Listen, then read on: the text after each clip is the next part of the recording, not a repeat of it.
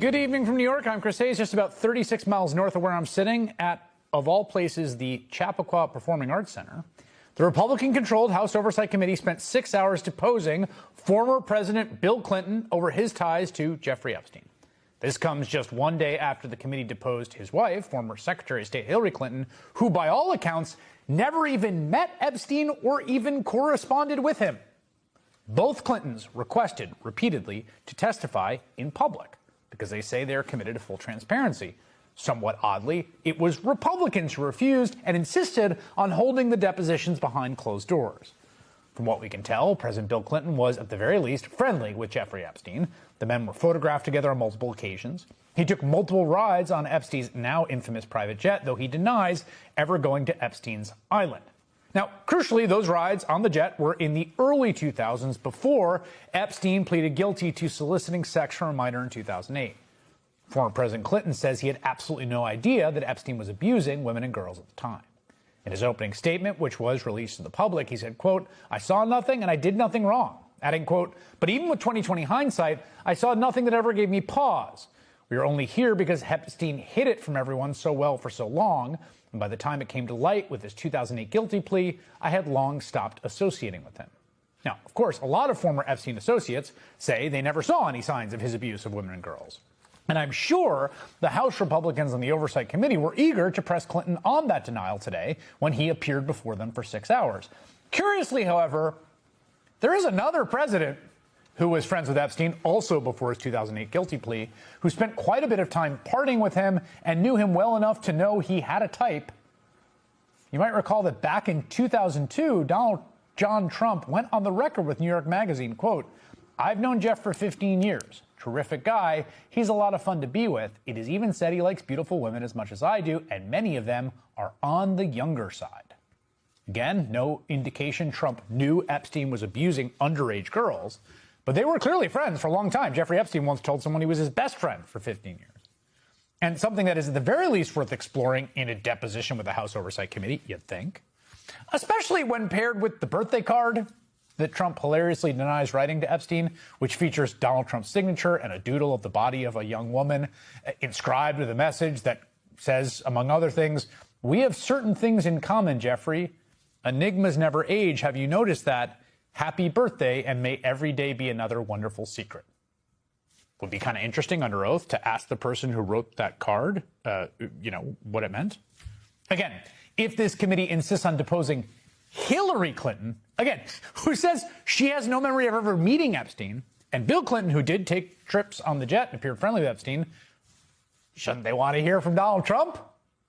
Of course, the Republican-controlled committee would never depose Donald Trump, certainly not about his relationship with Jeffrey Epstein. They basically admitted as much after today's deposition. Mr. Chairman, President Trump said today that he knew nothing about the Epstein files and he was exonerated. Do you agree that he is exonerated of this matter?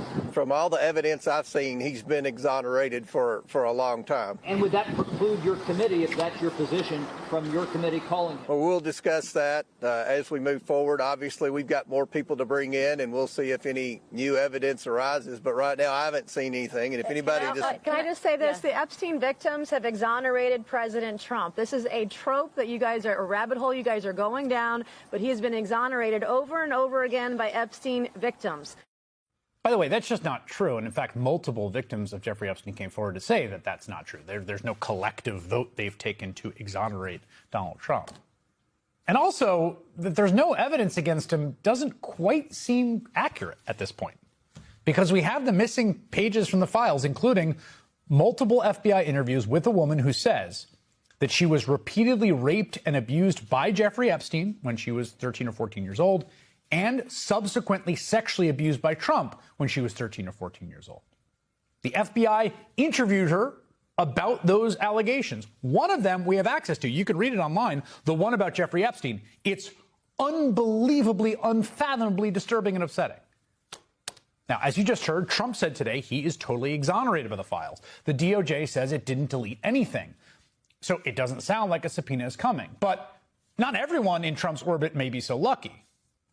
Remember Howard Lutnick, Trump's commerce secretary, who was Epstein's next-door neighbor for many years and was caught telling a very public, very emphatic, very embarrassing lie about the nature of his relationship with the child sex trafficker. Remember this one, as Lutnick first told it 4 months ago? He went to Epstein's house with his wife and just immediately decided he would never, ever associate with him again. I say to him, massage table in the middle of your house? How often do you have a massage? And he says, every day. And then he gets weirdly close to me. Ooh. And he says, and the right kind of massage. Ooh. Now my wife is standing here. So she looks at me and I look at her and we say, I'm sorry, we have to go. And we left. And in the 6 or 8 steps it takes to get from his house to my house, my wife and I decided that I will never be in the room with that disgusting person ever again. Oh, so I was never in the room with him socially, for business, or even philanthropy. If that guy was there, I wasn't going because he's gross. I will never be in the room with that disgusting person ever again. Never in the room with him socially, for business, or even philanthropy. If that guy was there, I wasn't going because he's gross. That's pretty definitive and pretty emphatic. But then not too long after that interview, the Epstein files released. Joining us, MS Now senior legal reporter Lisa Rubin, video journalist for the Free Press Tanya Lukyanova, MS Now senior Capitol Hill reporter and host of Way Too Early, Ali Vitale in Chappaqua, and staff writer for The New Yorker, Susan Glasser. Ali, conspiracies are hard to control. And this one, there's news on it, if not every day, then every week. And just to put a fine point on it, there are a lot of very high-profile, powerful people who have been taken down by this scandal already. There's no telling where this might go.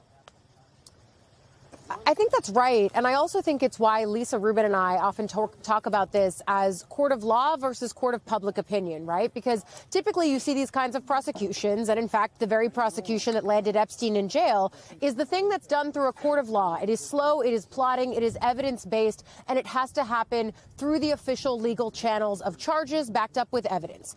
Court of public opinion, much different, much more flimsy, and much more subject, actually, to the winds of these conspiracy theories that Republicans have pushed for years. Even the fact that Pizzagate showed up yesterday in the Hillary Clinton deposition tells you everything you need to know about the staying power of conspiracy theories that have largely been put into the mainstream ether by people in the MAGA movement. And so I think that what's happening now on the committee is they are trying to combat all of these ideas that have really percolated on the right over the course of the last 10 years. The push for Epstein transparency, in fact, came from people in the MAGA movement in Trump's orbit. And now they are having to underscore what they can find in an actual investigation with facts and try to rebut in real time, and I'm not sure they're doing a great job of it, the conspiracy theories that actually are not based in fact and are not based in what they're finding in this investigation.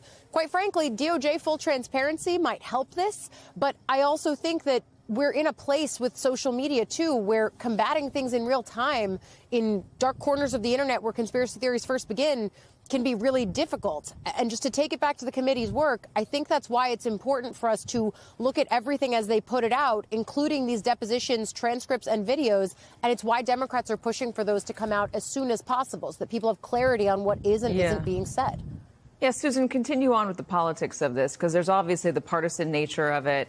But again, I mean, there are so many names, and when you're dealing with public opinion and a public's desire for truth, also a public's willingness to believe conspiracy, it's dangerous stuff.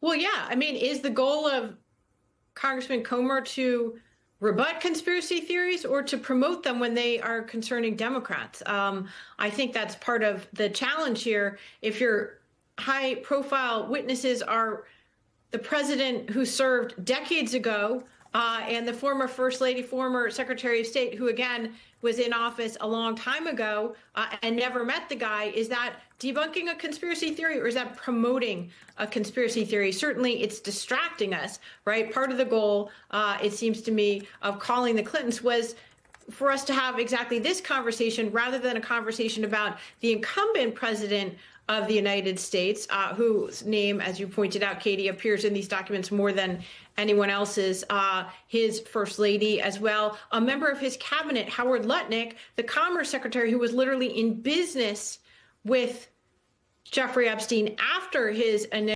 Now that more information is coming out, people are looking at everything more closely.